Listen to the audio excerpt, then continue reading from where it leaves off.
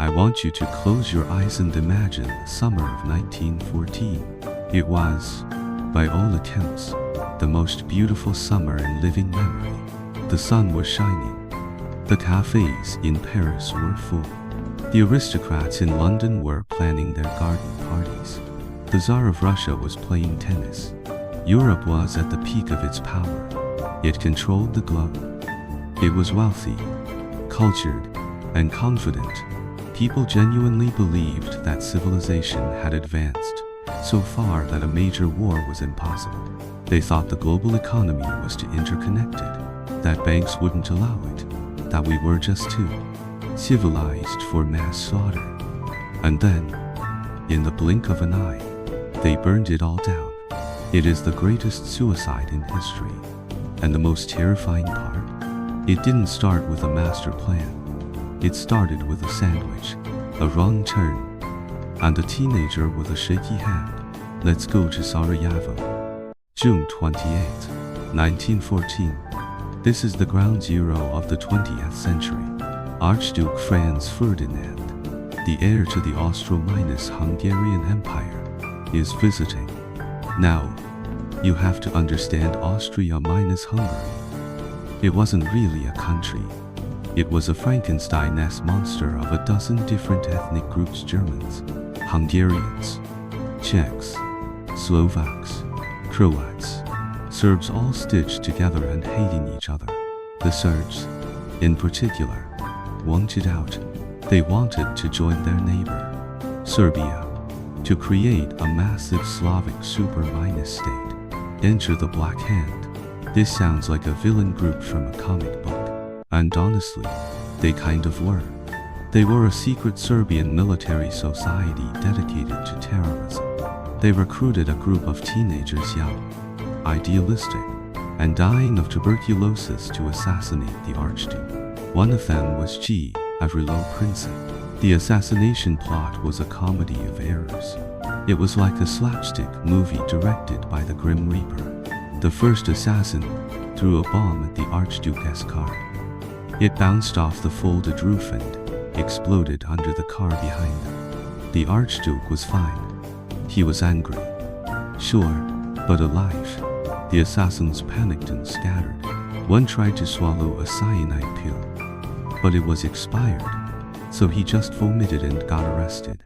The Archduke, being a stubborn man, decided to continue his visit. He went to the town hall, yelled at the mayor, and then decided to go visit the bomb victims in the hospital. But nobody told his driver the route had changed.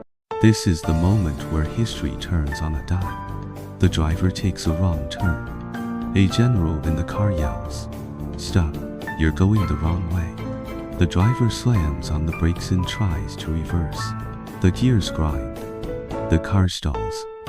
And where does it stall? Right in front of a delicatessen, where Gavrilo Princip, the failed assassin, is standing, probably thinking about how he messed up his life.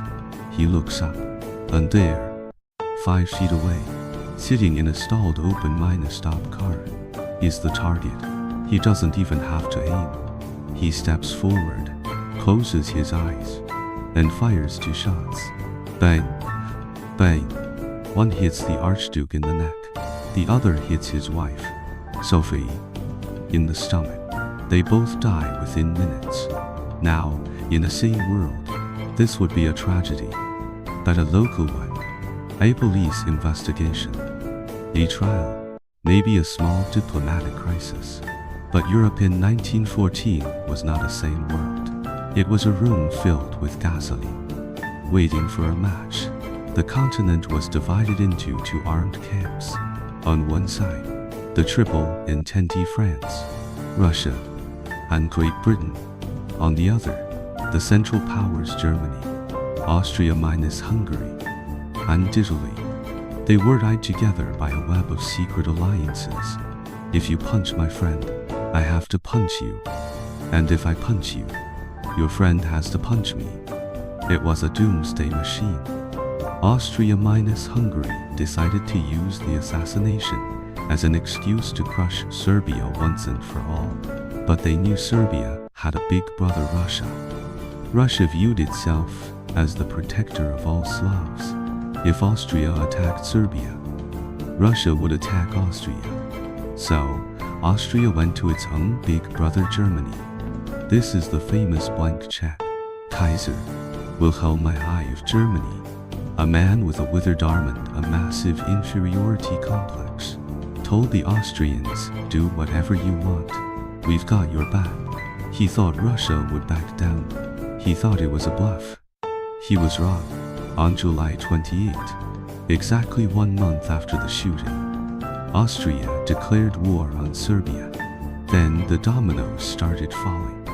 Russia mobilized its army to help Serbia. Germany told Russia to stop. Russia said no. Germany declared war on Russia. France, Russia's ally, mobilized its army. Germany declared war on France. It was madness. It was a chain reaction that no one seemed able to stop. The diplomats were sending telegrams. The cousins, the Kaiser, the Tsar, and the King of England were all cousins were writing to each other. But the military timetables had taken over. Once the trains started moving millions of men to the borders, the general said, "We can't stop. If we stop now, we will be vulnerable." The war machine had a mind of its own. But Germany had a problem. A geography problem. They were surrounded. France on one side, Russia on the other. A 2- front war is a death sentence. But the Germans had a plan. A very clever, very precise, very German plan. The Schlieffen Plan. The idea was this: Russia is huge and backward. It will take them 6 weeks to mobilize their army. France is modern and dangerous. So, we will throw everything we have at France first.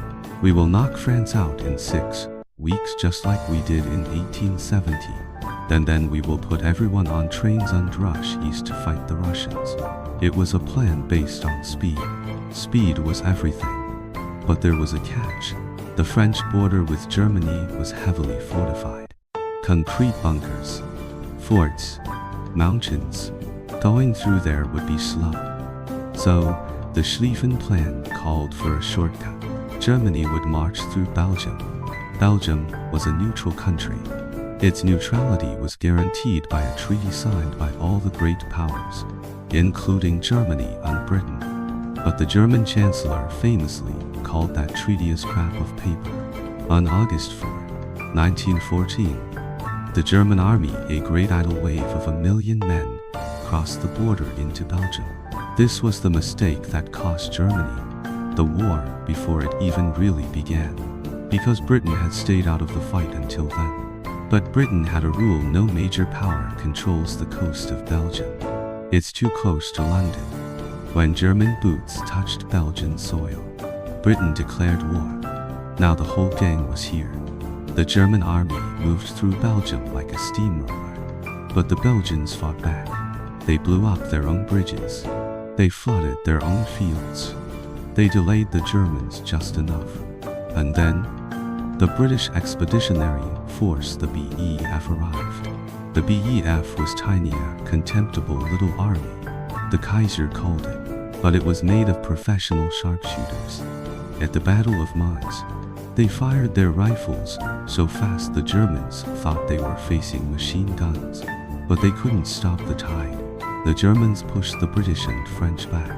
They marched south, fighting in the heat of August. They were exhausted, dusty, and hungry, but they were winning. By early September, they were on the River Marne. They could see the Eiffel Tower in the distance. The French government fled Paris. It looked like the war would be over by Christmas. But then, the miracle happened. The miracle on the Marne. The German army was moving too fast. Their supply lines were stretched. Their soldiers were zombies from exhaustion. A gap opened up between the German 1st and 2nd armies. The French commander, General Joffre, a man so calm he supposedly ate a heavy lunch during the crisis, saw the gap. He ordered a counter-minus attack to get soldiers to the front. The military governor of Paris requisitioned every taxi cab in the city. Imagine that 600 Renault taxis, filled with soldiers, driving to the front line, meters ticking up the fare. It's a legendary image. The French and British slammed into the German flank. The Germans, stunned and overextended, halted. Then, they retreated. The Schlieffen plan was dead. The quick victory was gone. The Germans pulled back to high ground, dug holes in the earth to protect themselves from artillery, and set up machine guns. The Allies tried to flank them, running north towards the sea. This was the race to the sea. Neither side could outflank the other. They just kept digging. And when they finally hit the English Channel, the line of ditches stretched all the way from Switzerland to the North Sea. 400 miles of mud. The war of movement was over. The war of attrition had begun. This was the birth of trench warfare. We need to talk about what this meant. Before 1914, war was about maneuvering, cavalry charges, flanking, glory. But technology had changed the game. The machine gun, a single Maxim gun, could wipe out a battalion. It made charging across open ground suicide. Heavy artillery cannons that could fire shells weighing as much as a car, turning the landscape into a moonscape of craters. Barbed wire, a simple invention for cattle, that became a nightmare for infantry. The generals didn't understand this new reality. They had been trained in the 19th century. They believed in Spiriton, Dashiell. They thought that if soldiers were brave enough, they could charge through machine minus gunfire. They were wrong. For the next 3 years, millions of young men would live in these ditches. They lived with rats the size of cats. They lived with lice that ate their skin.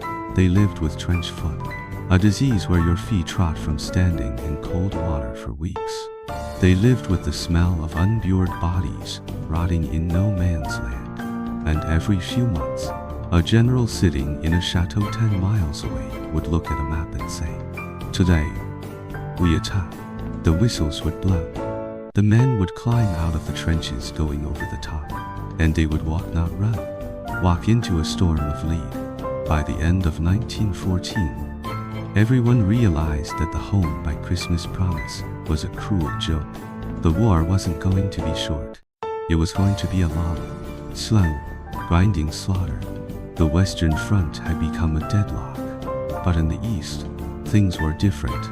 Russia, the steamroller, had actually mobilized faster than the Germans expected. They invaded East Prussia. The Germans panicked. They pulled troops from the west, which helped cause the failure at the Marne and sent them east. They put 2 old generals in charge, Paul von Hindenburg and Erich Ludendorff. These two became the dynamic duo of the German war effort. At the Battle of Tannenberg in late August 1914, they encircled the Russian Second Army. It was a masterclass in maneuver warfare. The Russians were annihilated. The Russian general, Samsonov, walked into the woods and shot himself, rather than report the failure to the Tsar. So, as 1914 ended, the map was frozen. In the west, stalemate, trenches, mud. In the east, huge battles, fluid lines, but no decisive knockout. In the south, Austria, a minus Hungary, had tried to invade tiny Serbia and failed 3 times. It was embarrassing. The world had locked itself into a death embrace. And the scary part? It was just getting started. The technology was about to get deadlier. Poison gas, flame mortars, tanks, submarines. The beautiful summer of 1914 was a distant memory.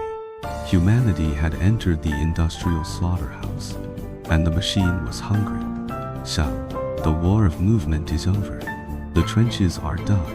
The generals are scratching their heads. They have a problem that has no solution. How do you break through a line of machine guns, barbed wire, and concrete bunkers? In 1915, they tried everything. They tried poison gas. At the Second Battle of Pyres, the Germans released chlorine gas. A green cloud drifted over the Allied trenches. Soldiers clawed at their throats, drowning in their own fluids. It was terrifying. It was a war cry, but it didn't break the line. The winds changed, or the soldiers put on crude masks, sometimes just urinating on a cloth and holding it to their faces. Ammonia neutralizes chlorine. The stalemate continued. They tried opening new fronts. Winston Churchill, then the First Lord of the Admiralty, had a brilliant idea. If the Western Front is locked, why not go around the back? Why not knock out Germany's weak ally, the Ottoman Empire? He planned an amphibious invasion of Gallipoli, a peninsula guarding the Dardanelles Strait. If they could take it, they could sail to Constantinople, knock the Turks out of the war, and send supplies to Russia. It looked great on a map. In reality, it was a disaster. The British, French, and ANZA, the Australian and New Zealand troops, landed on the beaches in April 1915. They expected light resistance. Instead, they found Turkish machine guns on the cliffs above them, commanded by a brilliant officer named Mustafa Kemal, who would later become Ataturk, the father of modern Turkey. The Allies were pinned on the beaches. They dug trenches in the sand. They died from heat, thirst, and dysentery. For 8 months, they bled for nothing. Finally, they evacuated. It was a humiliation. Churchill was fired. The lesson was clear. There are no shortcuts. So, the focus returned to the Western Front. And in 1916, the German Chief of Staff, Erich von Falkenhayn, came up with a strategy so cynical, so cold-blooded, that it defines the horror of World War I. He decided that he didn't need to capture territory. He didn't need to take Paris. He just needed to kill Frenchmen. He wanted to pick a spot that the French would defend to the last man, a spot so symbolically important that they would throw every soldier they had into the grinder. And then, he would use his superior artillery to blast them off the face of the earth. He called it Bleeding France White. The target he chose was Verdun. Verdun was an ancient fortress city on the Meuse River. It was a symbol of French national pride. On February 21, 1916, the German bombardment began. It was the heaviest artillery barrage in history up to that point. 1 million shells fell in the first day. The ground literally shook. Forests were turned into splinters. Then came the German infantry, using the terrifying new weapon, the flame armor. The French were pushed back. Panic set in. But the French come and sent in General Philippe Pétain. Pétain was a defensive genius. He organized the Sacred Way La Voie Sacrée, single road supplying the fortress. Trucks drove bumper to bumper, day and night, bringing in fresh troops and supplies. Verdun became a furnace. The French rotated 70% of their entire army through the battle. Soldiers would go in, fight for a few weeks in a hellscape of mud and shell craters, then come out broken, if they came out at all. The battle lasted for 10 months. It was the longest battle of the war. The slogan of the French was "Ils n'y passeront pas, they shall not pass." And they didn't. The Germans took a few forts, like Fort Douaumont, but they never took Verdun. But the cost was staggering. Over 300 men died on both sides. Falkenhayn had bled France white, but he had bled Germany white too. It was mutual suicide. While the French were dying at Verdun, they screamed at their British allies, "Do something. You have to attack to pull the Germans off us." So, the British prepared their own offensive, the Battle of the Somme. The British commander, Douglas Hay, believed in the big push. He gathered a massive army, mostly volunteers. These were the PALS battalions, groups of friends, neighbors, and co-workers who joined up together. Haig's plan was simple. He would bombard the German lines for 7 days straight with 1.5 million shells. He believed this would cut the barbed wire, destroy the machine guns, and kill the Germans in their bunkers. He told his men, "Not even a rat will be alive." They were told to walk across no man's land in neat lines. On July 1, 1916, the whistle blew. The bombardment stopped. 100 British soldiers climbed out of their trenches and walked into the sunlight. But the bombardment had failed. The shells were defective, many didn't explode. The barbed wire was tangled, not cut, and the Germans, they were deep underground in concrete bunkers, playing cards. When the shelling stopped, they ran up to their machine guns. They saw the British walking towards them. It was a shooting gallery. By the end of the first day, the British Army had suffered 470 casualties. 19,000 were dead. It was the bloodiest day in the history of the British Army.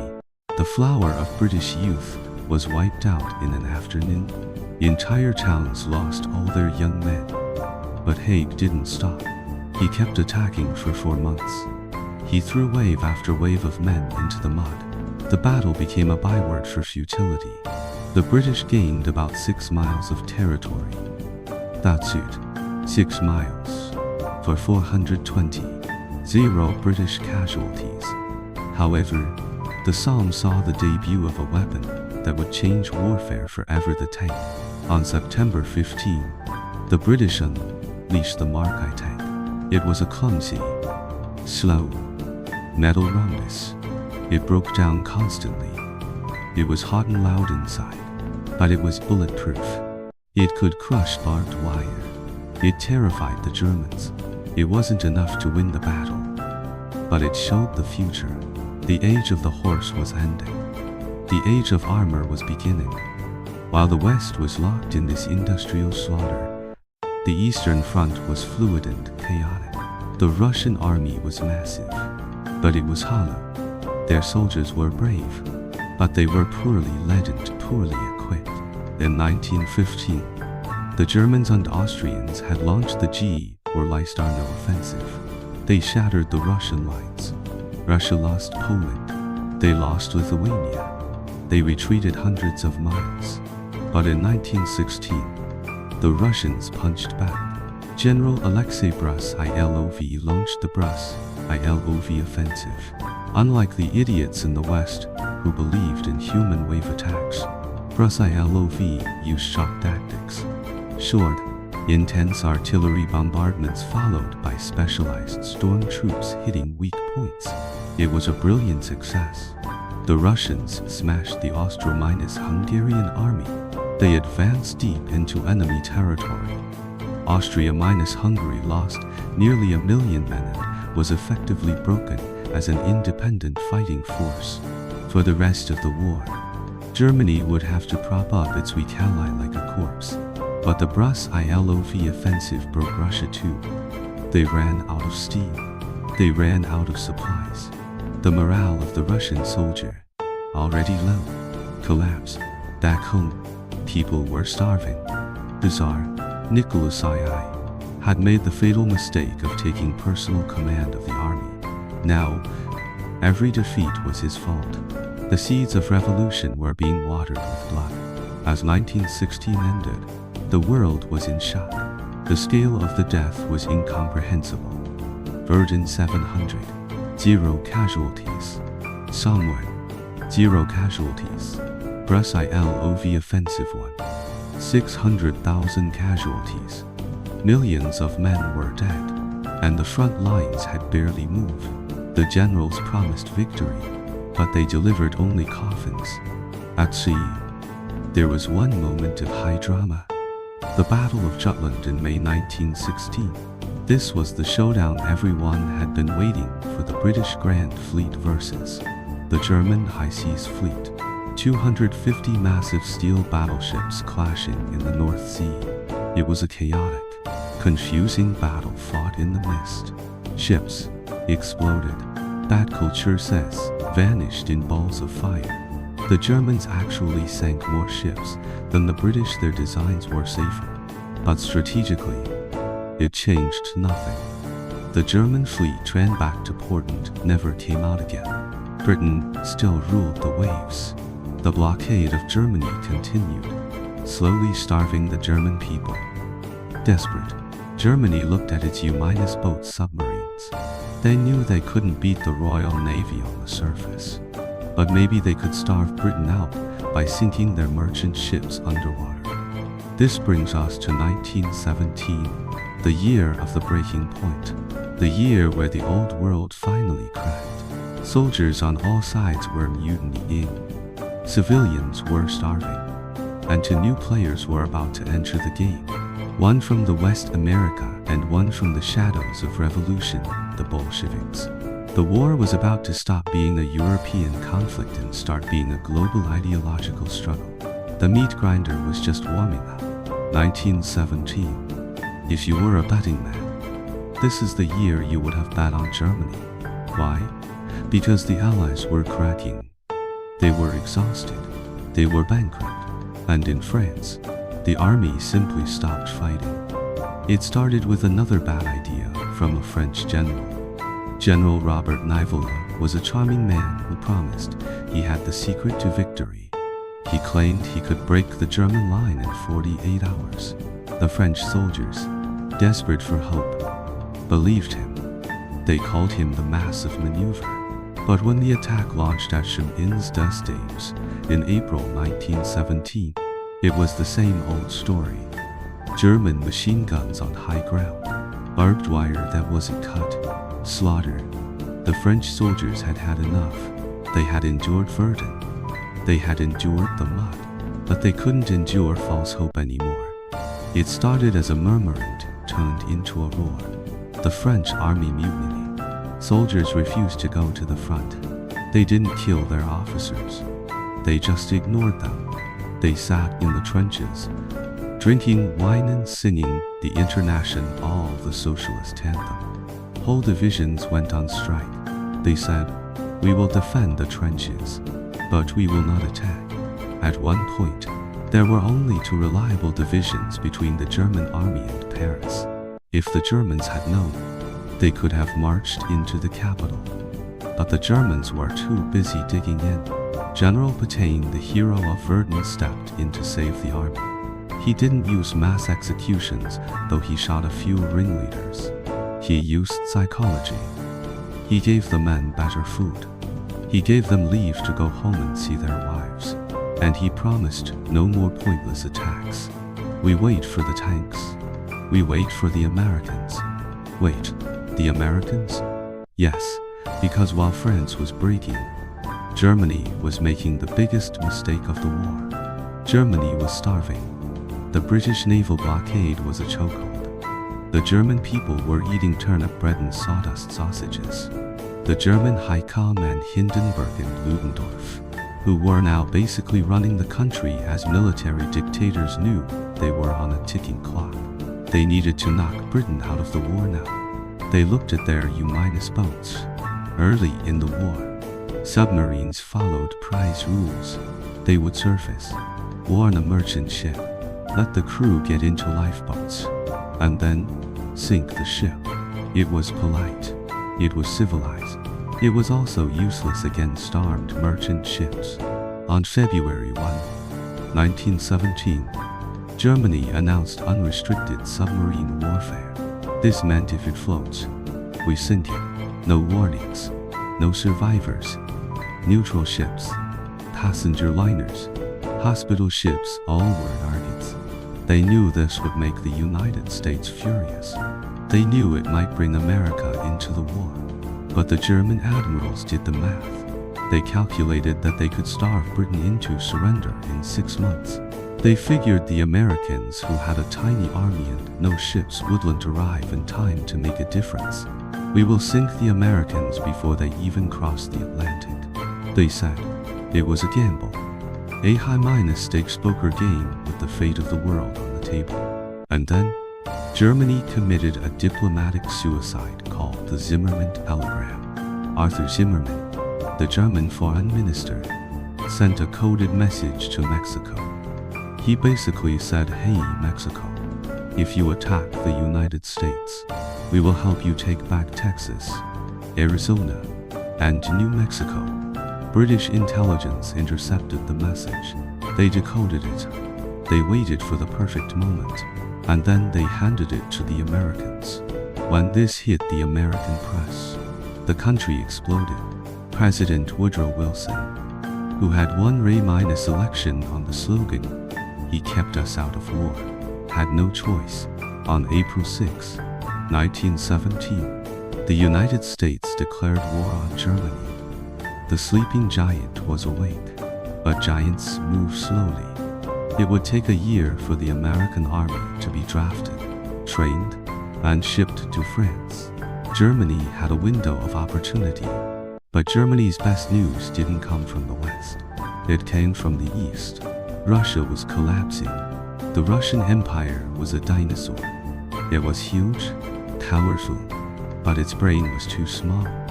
The Tsar, Nicholas II, was a weak man married to a German princess, Alexandra, who was taking advice from a mystical, unwashed, sex-crazed monk named Rasputin. You literally cannot make this stuff up. Rasputin was assassinated by Russian nobles in late 1916, poisoned, shot, and drowned. He was hard to kill, but the damage was done. The government was discredited. The Russian people were hungry. Bread riots broke out in Petrograd Street, Petersburg in March 1917. The soldiers, sick of the war, refused to shoot the protesters. Instead, they joined them. The Cossacks, the Tsar's loyal enforcers, sat on their horses and watched. The Tsar abdicated. The Romanov dynasty, which had ruled for 300 years, ended in a week. A provisional government took over. They were liberals, Democrats, good guys, but they made a fatal mistake. They decided to keep fighting the war. They wanted to honor their treaties with Britain and France. They launched the Kerensky Offensive in July. It failed miserably. The Russian soldiers threw down their rifles and walked home. Germany saw this chaos and decided to pour gasoline on the fire. They wanted to knock Russia out of the war completely, so they used a biological weapon. That weapon was a bald, angry man named Vladimir Lenin. Lenin was a radical communist living in exile in Switzerland. He wanted to overthrow the Russian government and end the war. The Germans put Lenin and his inner circle on a sealed train like a virus in a test tube, drove them across Germany, and injected them into Russia. It worked perfectly. Lenin arrived in Petrograd at the Finland station. He stood on an armored car and shouted his slogan, "Peace, land, and bread." It was exactly what the Russian people wanted to hear. By October 1917, November in our calendar, the provisional government was weak. Leninist Bolsheviks, led by the brilliant organizer Leon Trotsky, stormed the Winter Palace. It wasn't a huge battle. It was a coup. The Bolsheviks seized power. The first thing Lenin did was open peace talks with Germany. This was a catastrophe for the Allies. Russia was out. The Eastern Front was gone. Millions of German soldiers were now free. They packed up their guns, got on trains, and headed west. The year 1917 ended on a cliffhanger. The Allies were hanging by a thread. France was recovering from mutiny. Britain was being strangled by U-boats at one point. They had only 6 weeks of wheat left. Russia was gone. Italy had just been smashed at the Battle of Cap, or Atte, where a young German officer named Erwin Rommel made his name. The Germans were starving, but they had one last chance. They had a numerical advantage in the West for the first time. They had millions of veterans from the East, and they had a new tactic: storm tours. The race was on. Could Germany knock out Britain and France before the millions of Americans arrived? It was the final sprint. The stakes were total victory or total ruin. Ludendorff, the German mastermind, began to plan the Kaiserschlacht, the Emperor's battle. He gathered every gun, every shell, every man. The spring of 1918 was coming, and it was going to be the bloodiest spring in the history of warfare. The air in March 1918 felt different. It was heavy with anticipation. On the Western Front, the silence was terrifying because everyone knew what it meant. The Germans were just planning an attack. They were planning the attack. General Ludendorff had moved 50 divisions from the now minus dead Eastern Front. He had gathered the elite of the German army into specialized units called Stoßtruppe and Sturmtors. These weren't the cannon fodder of 1916. These men were armed with submachine guns, flamethrower, and bags of grenades. They were trained to ignore the strong points, bypass the bunkers, and keep running forward, sowing chaos in the rear. It was the birth of modern infantry tactics. It was the grandfather of Blitzkrieg. On March 21, 1918, at 4:40 a.m., the storm broke. 6,000 German guns opened fire at once. In 5 hours, they fired 1.1 million shots. It was a hurricane of steel. When the Sturmtors emerged from the fog, which the Germans used as natural cover, they smashed the British Fifth Army. For the first time in 4 years, the stalemate was broken. The trenches were overrun. The British were retreating. Panic swept through London and Paris. Field Marshal Haig issued his famous backs to the wall order, with our backs to the wall and believing in the justice of our cause. Each one of us must fight on to the end. The Germans advanced 40 miles. In WWI terms, that's like flying to the moon. They captured massive amounts of territory. By June, they were back on the Marne River. They could hear the church bells of Paris again. The German Kaiser declared a national holiday. It looked like they had done it. It looked like the gamble had paid off. But then, the German offensive stopped. Not because of British bullets, but because of German hunger. The Sturmtors, who had been starving for years under the British blockade, overran Allied supply depots. They found white bread. They found wine. They found sausages. And they stopped to eat. The discipline cracked. The offensive lost its momentum. Ludendorff had punched a hole, but he didn't have the cavalry or the tanks to exploit it. He had worn his army out, and as the exhausted Germans sat in their new trenches, 2 new enemies appeared on the horizon. The first was visible, the Americans. General Blackjack Pershing had finally arrived. And he wasn't interested in integrating his men into French or British units. He wanted an independent American army. The Americans were raw. They were inexperienced. They made rookie mistakes. But there were so many of them. 10,000 fresh soldiers were arriving every single day. At the Battle of Belleau Wood in June, the U.S. Marines charged into German machine-gun nests with a ferocity that stunned the veterans. The Germans called them Teufelhund and Devil Dogs. The psychological impact was devastating. The Germans knew that for every American they killed, 2 more were stepping off a boat in Brest. It was a mathematical impossibility to win. The second enemy was invisible, and it was far deadlier than any American. The Spanish flu. It started, ironically, in Kansas, in an American army camp. But because of wartime censorship, nobody reported it. The newspapers in Britain, France, and Germany were forbidden from writing about an epidemic that might lower morale. But Spain was neutral. Their newspapers wrote about it. So, history unfairly named it the Spanish flu. This virus was a monster. It targeted the young and healthy. It turned their immune systems against them. Soldiers would wake up with a cough in the morning and be dead by evening, their faces turning blue as their lungs filled with fluid. It swept through the trenches like a sieve, but it hit the Germans harder. Their soldiers were already malnourished.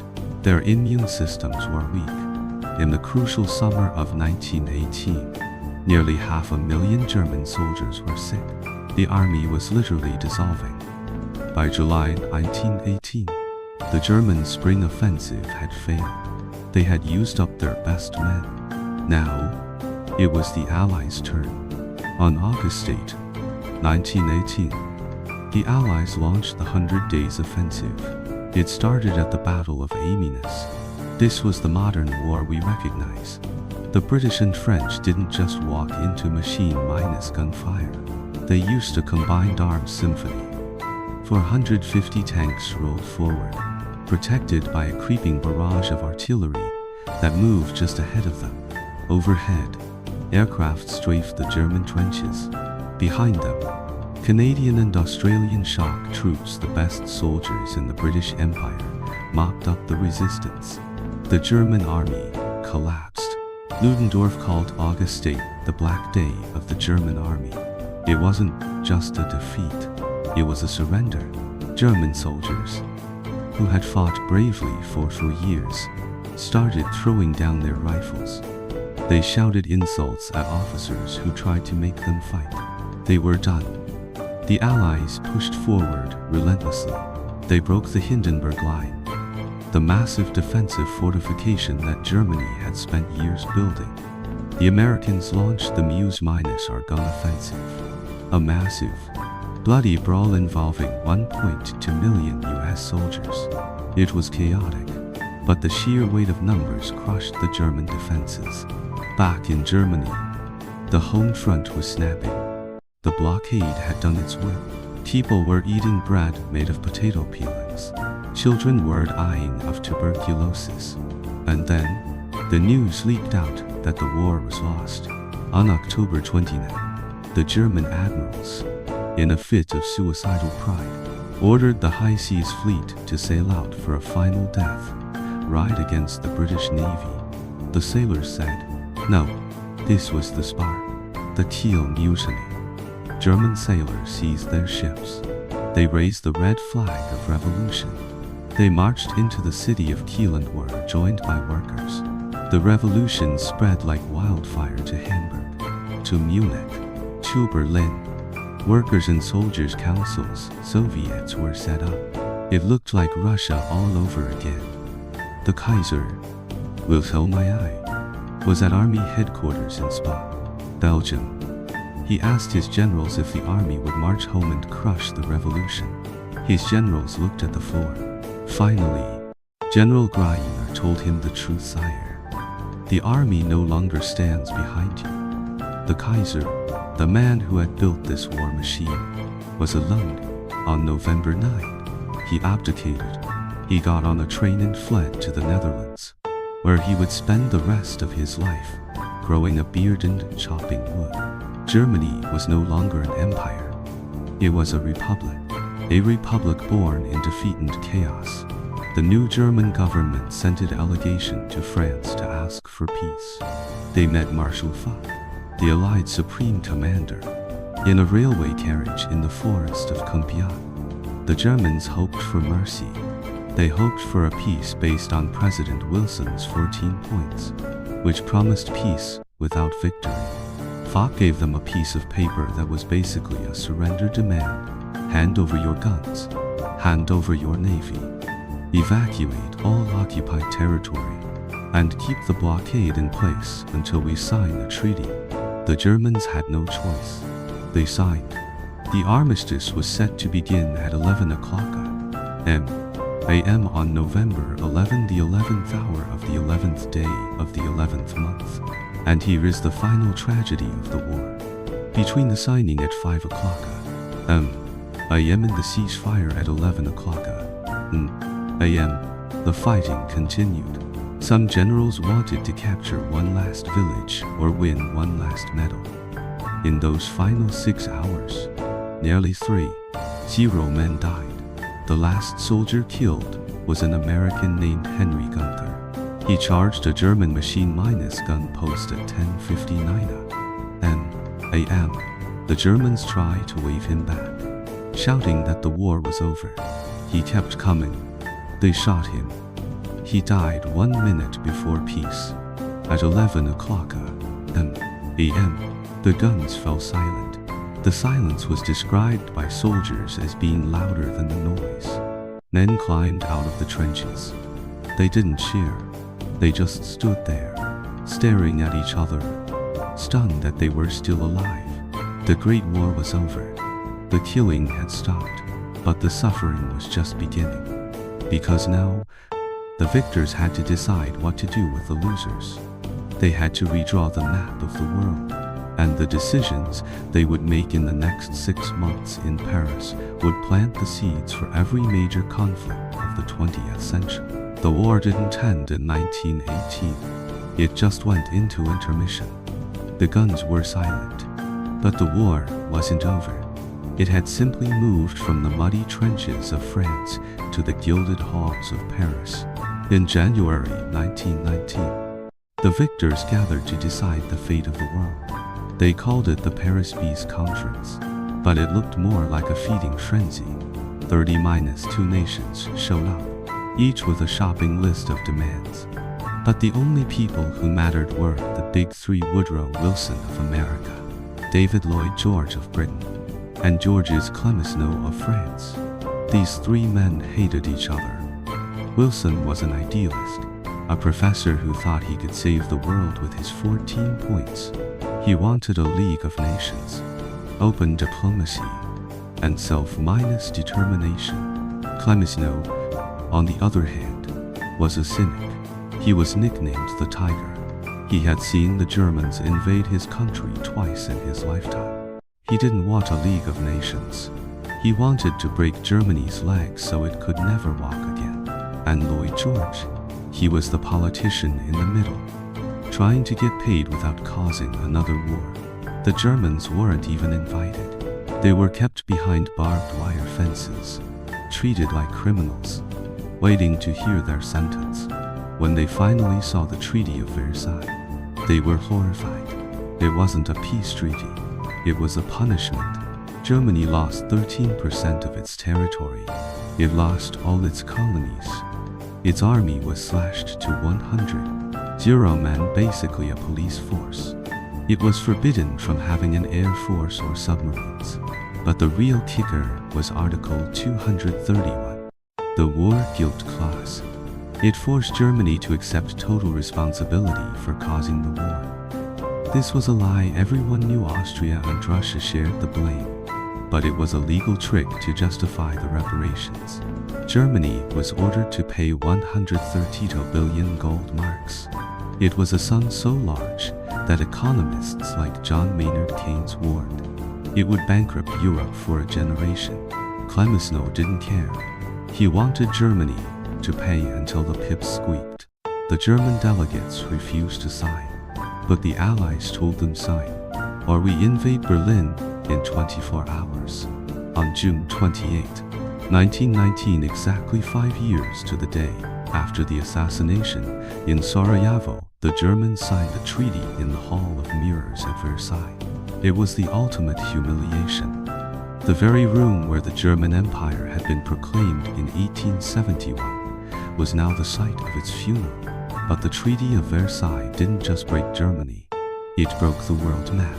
The Austro-Hungarian Empire, gone, chopped up into new countries like Czechoslovakia, Yugoslavia, Hungary, and Austria.